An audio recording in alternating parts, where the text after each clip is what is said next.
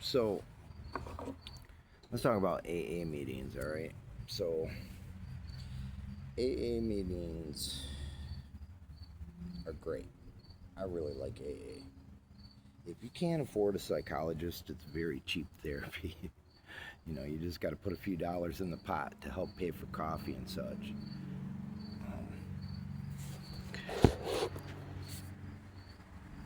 Oh, let's see, where do I start? Okay, so AA, if you don't know what it is, stands for Alcoholics Anonymous. It's a group of people that get together and talk about their alcohol problem. They don't want the business out there, so they use a first name.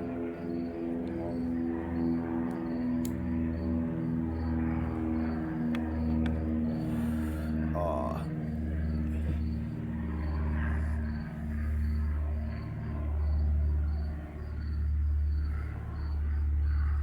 the meetings, they really care at AA. And if you have an alcohol problem, AA is a great help. Whether you believe in God or don't, or whatever, people get hung up on that. You can believe in anything. God could be a group of drunks or a good orderly direction, whatever you want to call your spiritual path. So don't get hung up on that, man. This seems like an excuse to me. It really does. It's like, oh, I can't be a part of that because it said God in it. Get the hell out of here, man. People just make up any excuse not to do something for themselves. Anyways, so uh, it's real easy to know if you're an alcoholic, right? Okay, so you get a beer, you open it, drink half of it and set it there and don't finish it. Don't drink another one. Just drink half of it and leave it alone. Or if you're going to drink 3 beers, drink 3 beers and don't drink any more. See, if you're a real alcoholic, you're going to find out you can't quit drinking. You just got to keep drinking. They got a phrase that says, one's too many and 1,000's not enough. And that's definitely fucking true. You might be like, I just want to party. No, you got an alcohol problem. I only drink on the weekends. Yeah, but you don't stop. You drink all weekend. And it becomes a problem. You know what I mean? Even if it doesn't seem like a problem at first, eventually it's going to be a real problem. You're going to affect your lives. You're going to affect your kids' lives. You're going to affect all the people around you.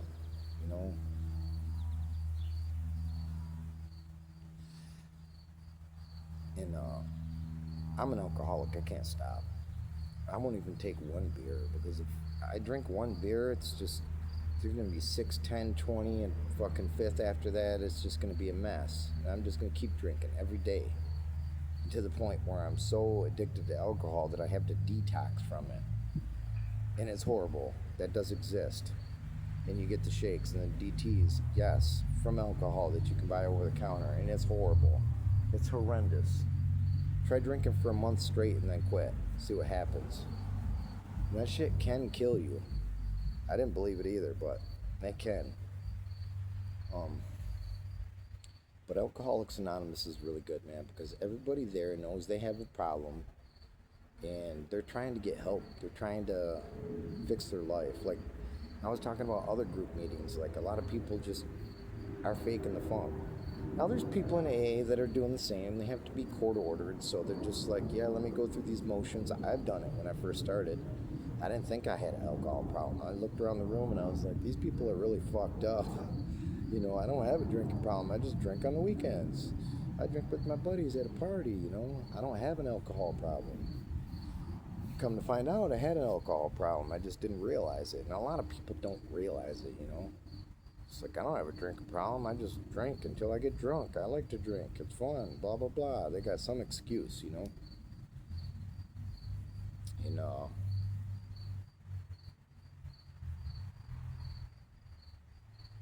it's just all BS if you're not working it for real.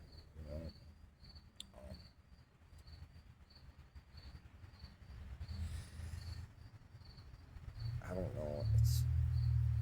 even in there, you got to be careful what you share because people are supposed to keep a secret, but people know people, and people see people, and it's life, you know.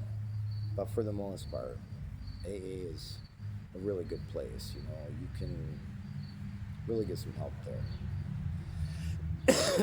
You don't have to have insurance. You don't have to pay a fee. You know what I mean? You just go there and listen to stories, and you tell your story, and you get some help and advice, and you work through it. You know what I mean? So, um,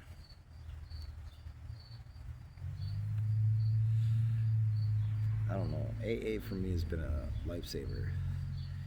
And no, I don't run around with fucking AA books in my trunk and try and pass them out or try to get people to go to meetings, but I try to help them out with their drinking problem and let them know it's a problem.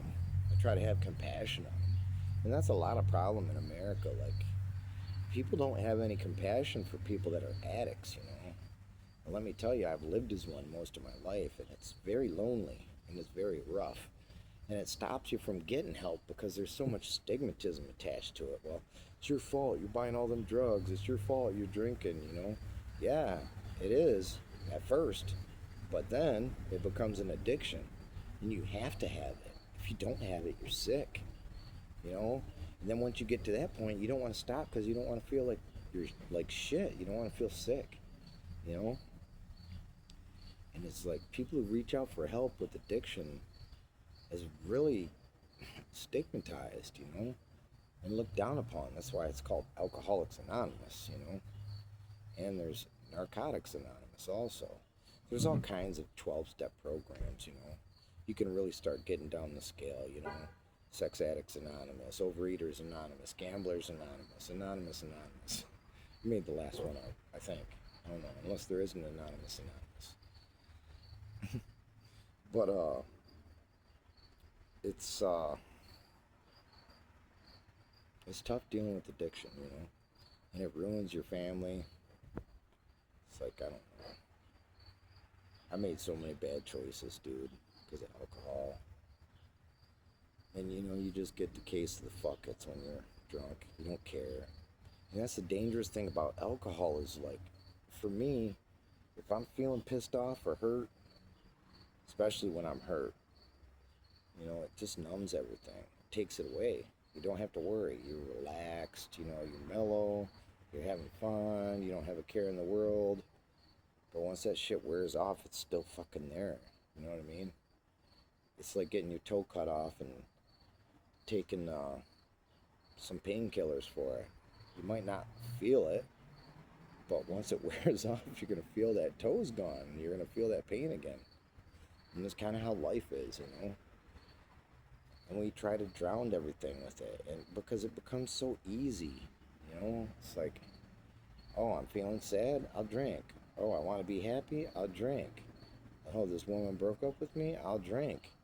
There's a million songs about it, especially country songs. It seems like every song in country is about drinking. Once you stop drinking, you realize how many damn songs are about drinking, and then how many songs are anti-drinking. You start to notice shit like that. But I took my first drink when I was 12. I found a bottle of peach schnapps on a golf course someone left. It was in a brown bag. And I drank the whole bottle, because it was so sweet. It was like candy. And I don't even think, maybe I realized it was alcohol and didn't care. I don't know, but once I started drinking it, I liked it. Then I was throwing up in the bushes, and the babysitter was like, "Get your ass in here." Oh, it was crazy. I was such a bad kid, and it started with that. And my mom tried to help. She tried to help. Lots of people tried to help, but, you don't want to listen. I got a friend who's an alcoholic. It's in the streets. It's in a homeless shelter, and she's bad. And I feel bad for her. I give her money for booze, and it's stupid. Shouldn't be enabling her. shouldn't be hanging around her, especially for my sobriety. You know, but I fucking care about her. I'm stupid. I don't know. I don't get it. It's like the women that are in the streets, caught in addiction. I feel the worst for them, you know? Because there's just a lot of beautiful people that are in the streets who are just broken, you know? They need someone to help them, but I found that they're so fucking broken, you're gonna get your arm bit off if you're fucking with them. Let me tell you, yeah, yeah. This one really fucked my life up good. And, I still have a hard time getting her out of my life because she's right around the fucking corner, like right up the block. I see her every day. It's like I'm fucking half tempted just to lock myself in my room, you know? It's like, I don't know. I don't know what to do, man, because everywhere I go, there she is, you know? It's like I don't want to be around her, but I want to be around her, you know? Because I care. I just wish I didn't fucking care, you know? It's not like I'm running around with a bunch of AA books passing them out, but I have compassion for people that are suffering, dude, especially women. You know, people always talk about women and children, you know, they want to defend women and children, but you just throw away women all the time in these homeless shelters, you know? You just throw them away. And some of them I met, like, they deserve to be thrown away, and I hate to say it like that, you know, but I found out there's a reason why they're there, and there's a reason why that they're drunks, and there's a reason that they're just fucking horrible people, you know, and that's taught me a valuable lesson. You can't fucking save people, you can't help people, you know, but I tried, you know. If people would have gave up on me, I never would be where I am today, you know. I wouldn't be alive, you know. And it's like, some of them women down there are just broken, and they need to feel like they're beautiful, you know. You know, I paint their toenails and like bring them clothes and food and razors and shit, and then they shit on me. So it's like, I don't fucking know.